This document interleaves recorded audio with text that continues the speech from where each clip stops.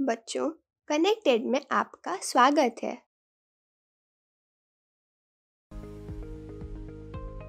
रहीम के दोहे होते हैं बड़े अनमोल, देखने में छोटे पर गूढ़ इनके बोल। जैसा कि मेरी पंक्तियों से स्पष्ट हो रहा है, आज हम रहीम जी के दोहे पढ़ेंगे। रहीम अकबर के दरबार के नवरत्नों में से एक थे और अपने छोटे छोटे दोहों के माध्यम से बहुत गहरी बातें कह जाते थे। उन्होंने बहुत से दोहे लिखे हैं और आज हम उन्हीं दोहों में से कुछ दोहे पढ़ने जा रहे हैं। बच्चों, रहीम जी का पहला दोहा है। कही रहीम संपत्ति सगे, बनत बहुत बहु रीत, विपत्ति कसौटी जे कसे, तेई साँचे मीत। रहीम जी इस दोहे में कहना चाहते हैं कि यही रीत यानी नियम है कि अगर किसी के पास संपत्ति है तो बहुत से लोग उसके सगे संबंधी या मित्र बन जाते हैं, परंतु सच्चा मित्र वही है जो संकट के समय में आपका साथ देता है। आइए बच्चों, अब हम दूसरे दोहे को पढ़ते हैं। जाल परे जल जात बही, तजी मेनन को मोह, रहीमन मछली नीर को, तऊ न छाणती छो। इस दोहे की पंक्तियां हमें मछली और उसके पानी के लिए मोह या प्रेम के बारे में बताती हैं।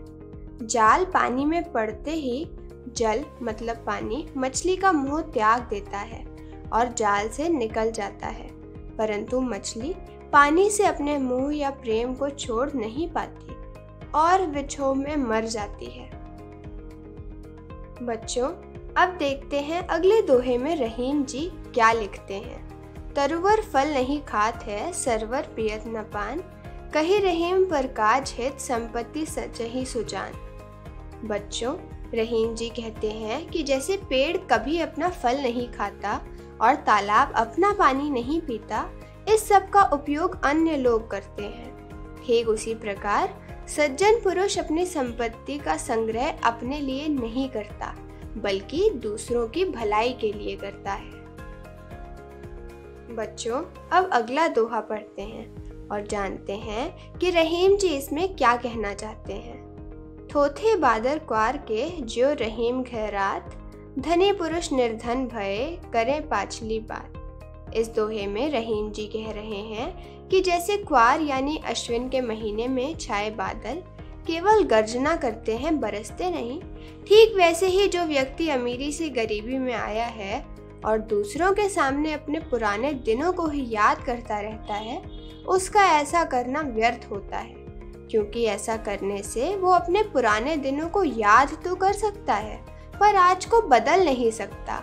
उसको आज अपने दिन बदलने के लिए मेहनत करनी पड़ेगी, पर वो पुराने दिनों को याद करके अपना समय ऐसे ही व्यर्थ गंवा देता है, जैसे क्वार व्यर्थ ही गर्जन करते हैं। आओ बच्चों, अब हम आपके पाठ में दिए 5वें और आखिरी दोहे को पढ़ें और जाने कि इसमें रहीम जी क्या लिखते हैं। धरती की सी रीत है, सीत थाम और मेह, जैसी परे सो सही रहे, त्यों रहीम यह दे। बच्चों, इस दोहे में रहीम जी हमें धरती के माध्यम से एक सीख देते हैं। रहीम जी कहते हैं कि धरती का यह नियम है कि अपने ऊपर पड़ने वाली सर्दी, धूप और बरसात को धरती सह लेती है।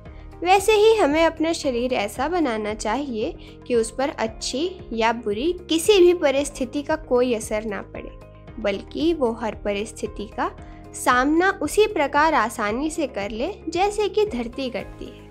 अर्थात हमें धरती की भांति ही सहनशील होना चाहिए।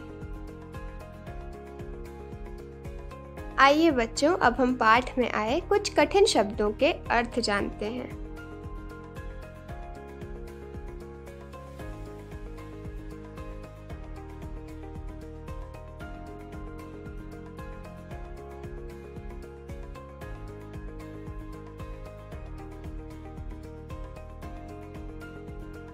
तो बच्चों, आज हमने रहीम जी के दोहे पढ़े और उनमें छिपे भावार्थ को जाना। अब आप लोग जल्दी से इन प्रश्नों के उत्तर दीजिए।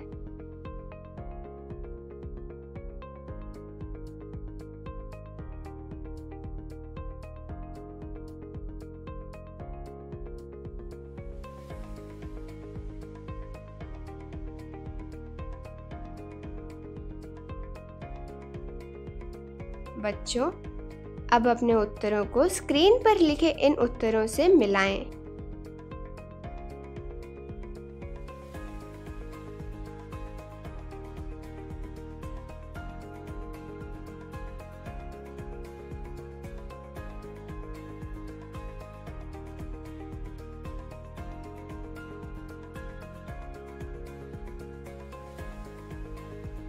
बच्चों, आज के लिए बस इतना ही। धन्यवाद।